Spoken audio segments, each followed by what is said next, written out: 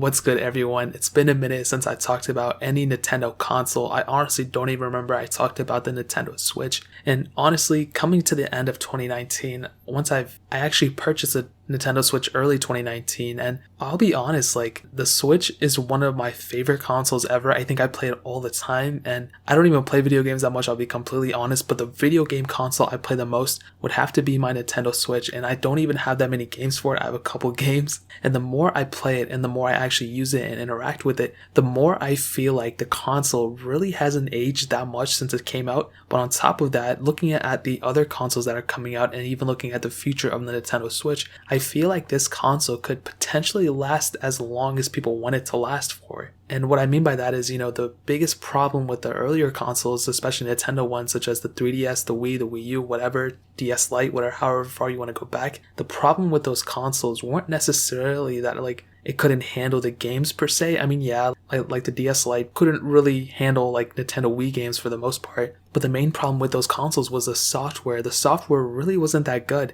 And looking at the competitors and even looking at like Android and iOS at the time, it just really seemed outdated, especially with like the Wii U software and the Wii software. Those consoles really were limited on the software, the Play stores, the apps, the game stores for those things as well. And I feel like Nintendo, with the Nintendo Switch, more than just the hardware, really focused down on the software of this thing. And that in and of itself is a humongous reason why I think the Nintendo Switch will last a really long time.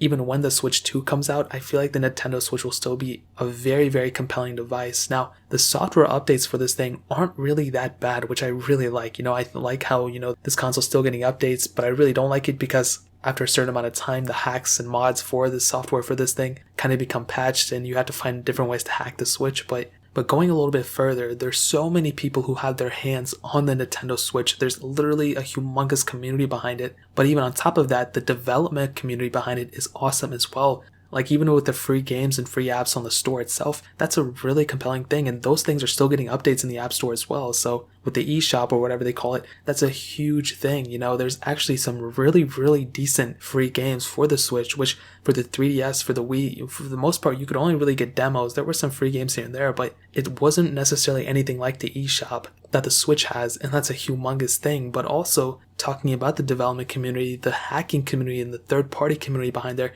the people who are making the hackable software and being able to dual boot to other OSs and stuff, that team of people who are doing those people are literally killing it. They're doing some really, really awesome things. And those people who are able to boot into like Android, for example, or other OSs, that could potentially be ported over, let's say the Switch 2, for example, the successor. What if in a way that the Switch 2, those games aren't necessarily playable on the Switch original one? I'm sure there's going to be a way for people to be able to emulate Switch 2 games on the Nintendo Switch, because really the Nintendo Switch could be running on multiple different OSs. We've seen it demonstrated with Android. People were able to boot up Android on a Nintendo Switch. And if they're able to do that, you can do a lot with an Android device. Think about a Nintendo Switch emulating a Nintendo Switch 2 UI or whatever the case is and being able to play those specific games. You know what I mean? Really, the possibilities are endless, and that in and of itself is a humongous thing why the Nintendo Switch will probably last for as long as you want it to be. And I kind of attribute that the same thing for custom ROMing on Android side, with, let's say, a Galaxy S5. That thing, I think I've seen like Android Pie ROMs or something like that, and that software just came out last year, and the Galaxy S5 came out in like 2013 or whenever it came out. And that phone is pretty old for running Android Pie on a custom ROM. So think about it like that. The Nintendo Switch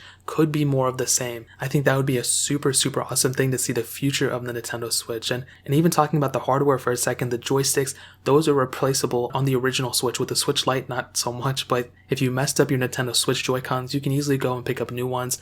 Used Nintendo Switches aren't that expensive either. You can easily pick one up for like less than $200. I got mine for like $180 or something like that, and that was like early this year. So you can probably find one for even cheaper than that by now. But that software is one of the things that when I look at the Nintendo Switch and the future of it, that's something that, a lot of other consoles don't necessarily have, I would say. The processing power, the power of the Switch is there. It's just really just how far the developers want to take it, you know what I mean? In terms of like Nintendo developers and game developers, and also the hacking development community behind it too. I mean, those are two opposite ends. I mean, Nintendo really looks down on the hacking community and stuff, but I think looking at the future of the console, I think that'd be super cool. And I followed the DSi, I followed the DS Lite, I followed the 3DS and the Wii and Wii U. 2, and I think the Switch is on something else, man. It's on a whole nother level when it comes down to it. And like I said, looking at the future, who knows what's going to happen. I could be totally wrong about the Switch 2, like it being able to like backwards compatible with the Switch 1 somehow and being able to port those games over, but at least the thought is there. You know, with the 3DS, I don't think there's any way to play Wii games on it natively, even hacking. I don't think the 3DS could handle Wii games.